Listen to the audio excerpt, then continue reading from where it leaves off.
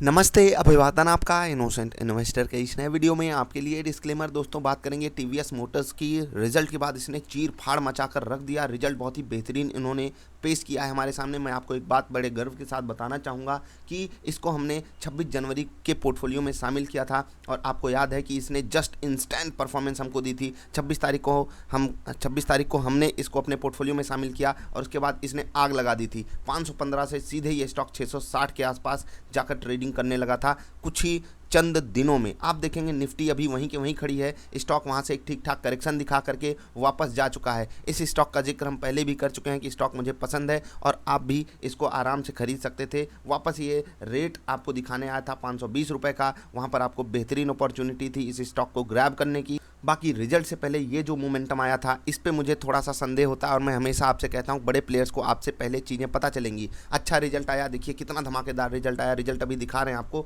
और आज स्टॉक जो है वो 10% का अपर सर्किट, उसके बाद 5% उससे ऊपर भी जाकर ट्रेड किया। जो पिछला हाई बनाया था वहाँ पर इसने ट्रेड किया और मैं तो आपको पहले भी कह चुका हूँ कि अगर आप स्विंग ट्रेड कर रहे हो तो वहाँ पर आपको एक पोर्शन निकालना चाहिए कि आपको पहले से डिसाइड करके रहना मैं कितने परसेंट पे निकलूंगा। शॉर्ट टर्म इन्वेस्टिंग कर रहे हो तो भी निकल जाइए, क्योंकि आप एक बात बताइए, जो बंदा यहाँ पर खरीदा और ये रेट देखकर उसको ये रेट देखना पड़ा होगा, उसके दिल से पूछिए क्या बीती होगी उस पर अगर वो एक ट्रेडर रहा होगा। अगर एक इन्वेस्टर है मेरी तरह, अगर वो इन्वेस्टमेंट किया है तो उसे कोई तकलीफ नहीं है। वो अपने स्टॉक में थोड़ा सा कभी वेटेज बढ़ाएगा, वेटेज कभी कम करेगा और वेटेज घटाना बढ़ाना किस तरीके से होता है वो भी मैंने हेजिंग वाली वीडियो में कवर किया हुआ है। अब टीवीएस मोटर्स ही क्यों सेलेक्ट किया था हमने, बजाज ऑटो या हीरो मोटोकॉर्प क्यों नहीं सेलेक्ट किया, जो ज़्यादा लाइमलाइट में रहते हैं, जिन पे ज़्यादा फोकस होता है, जिनकी गाड़ियाँ ज़्यादा बिकती हैं, वो भी आप डिकोड कर सकते हो कैसे हमारी वॉल्यूम वाली, कैंडल वाली, ये सब वीडियोस को देख करके। खैर, हम टीवीएस मोटर्स के रिजल्ट पे चलेंगे, उसके बाद कुछ और स्टॉक्स का जिक्र करेंगे जो हमारे पोर्टफोलियो के धुरंधर थे और उनकी बेहतरीन परफॉर्मेंस थी और अभी वो नीचे भी मिल रहे हैं। उनका जिक्र बाद में, पहले टीवीएस मोटर्स के रिजल्ट पे एक नज़र फेरते हैं। कल की बाजार वाली वीडियो में हमने इनका जिक्र किया था। बहुत मज़ा आया, बहुत ज़्यादा मज़ा आया इनके मोमेंटम को देख करके। मुझे खुद इतनी बड़ी उम्मीद नहीं थी कि रिजल्ट इतना बेहतरीन कंपनी पेश करेगी। इनकम वगैरह आप देखिए, 4128 करोड़ से 6140 करोड़, क्लोज टू 50% इनकम बढ़ गई है पिछले साल के इसी क्वार्टर से और ये बहुत बेहतरीन चीज़ है। आप देखोगे वहाँ पर लॉकडाउन वगैरह लग गया था तो थोड़ा सा वहाँ पर डेंट पड़ा था, लेकिन उस रेशियो में अगर आप कंपेयर करने आओगे तो जिस हिसाब से इनकम बढ़ी उसके मतलब सामने अगर हम प्रॉफिट्स को रखें, देख रहे हैं 10 नंबर पॉइंट में profit for the period 80 crore के प्रॉफिट के मुकाबले 320 करोड़ का प्रॉफिट, ये बहुत बड़ा प्रॉफिट है। 4 गुना प्रॉफिट का बढ़ना बहुत बड़ी बात होती है, बहुत ज़्यादा बड़ी बात होती है उन टर्म्स में जब आपका रेवेन्यू डबल भी नहीं हुआ हो। रेवेन्यू सिर्फ 50% और प्रॉफिट 400%, ये बहुत बड़ा नंबर होता और केवल इसी कारण कंपनी का जो शेयर प्राइस है वो इतना भयंकर तरीके से गेन कर रहा है। अगर आप कहोगे रिजल्ट का डिटेल्ड एक्सप्लेनेशन हम आपको देंगे, लेकिन इस वीडियो में मैं आपको यही बताना चाहता हूँ कि ऐसे रिजल्ट्स के लिए, ऐसे मोमेंटम के लिए आपको इंतजार करना पड़ेगा पेशेंस के साथ। आप में से बहुत सारे लोगों ने टीवीएस मोटर्स के स्टॉक को खुद से खरीदा होगा, वॉल्यूम को एनालाइज करके, चाहे आपने यहाँ पर खरीद लिया हो, ठीक है, अगर आपने वीडियो वगैरह देखी हो, चाहे आपने यहाँ कहीं खरीदा हो। खैर, हम उतना डिटेल्ड वे में आपको नहीं समझाना चाहते। बाकी यहाँ पर फिर से वही बात होगी, स्विंग ट्रेडर और इन्वेस्टर, या तो आप अपना वेटेज कम ज़्यादा करते रहिए, प्रॉफिट बुक करते रहिए, जो भी आप चीज़ें समझ पाओ वो कीजिए। क्योंकि मैं आपको एक बात बता देता हूँ, जैसे 26 जनवरी यहाँ से हम बात कर लेते हैं और 26 जनवरी के बाद एक्चुअली बाजार गिरी थी, ठीक है। आप जाकर निफ्टी का चार्ट देखोगे आपको खुद बात पता चलेगी। अब 530 वाला स्टॉक अगर 660 हो जाता है, ठीक है, तो क्लोज टू हम 20% का मोमेंटम कह सकते हैं।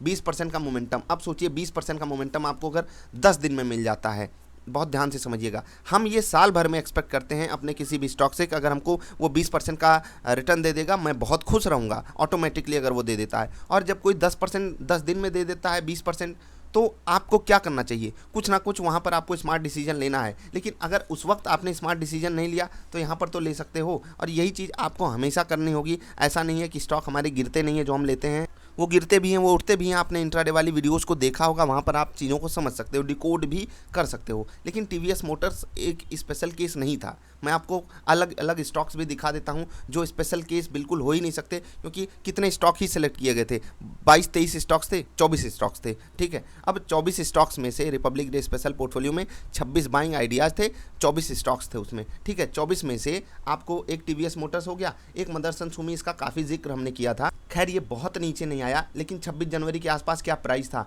155 वाला स्टॉक 230-40 हो गया। अब सोचिए यहाँ पर आप स्मार्ट डिसीजन यहाँ पर नहीं लोगे या यहाँ पर नहीं लोगे, आपको लेना ही पड़ेगा। आप इसके बाद एक और स्टॉक था, अब है मदरसन सुमी, कितना पसंद है मुझे वो आप मेरी कई सारी वीडियोज़ को देखकर समझ गए होंगे।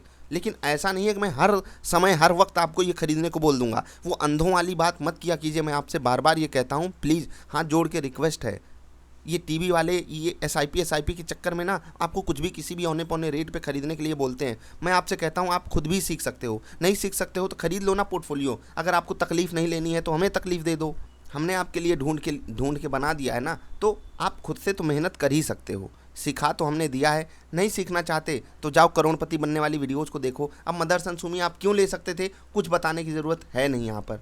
अब एक बात मैं और स्टॉक्स की बात करूंगा, पहले टीवीएस मोटर्स की बात कर लेता हूं। याद रखिएगा ये जो वॉल्यूम आया है इसको कंफ्यूज मत कीजिएगा नॉर्मल वॉल्यूम से, ये न्यूज़ वाला वॉल्यूम है। और यहाँ पर आप देखिएगा जब सेलिंग हो रही है तब ज़्यादा वॉल्यूम आ रहा है, जब बाइंग हो रही है तब ज़्यादा वॉल्यूम आ रहा है। 1 मिनट की कैंडल, 3 मिनट की कैंडल, ये सब कैंडल्स लगाकर आपको टेस्टिंग करनी होगी। कई सारे फेजेस होते हैं टेस्टिंग के, और फिर आपको एक बेहतरीन पुख्ता स्टॉक मिलता है सही समय पर। जैसे मैं आपको बता दूँ, प्रेजेंट सिचुएशन में भी इतनी बुरी मार्केट कंडीशन में भले मार्केट पॉजिटिव जा रही हो लेकिन लोगों का कॉन्फिडेंस है नहीं। लेकिन मैं आपसे एक बात कह सकता हूं कि अभी भी आप एनालिसिस करके ऐसे 10-12 स्टॉक्स ढूंढ सकते हो सिर्फ 3 सेगमेंट से, Nifty 50, Nifty next 50, Nifty mid का 50 से, जो आपको पॉजिटिव रिटर्न देने वाले हैं अगले 2 से 3 महीने में। मार्केट में कितनी भी अनसर्टेनिटी हो, बस ढूंढ तो लीजिए, आपको पूरा मौका है। सस्ता महंगा का चक्कर में मत पड़ा कीजिए।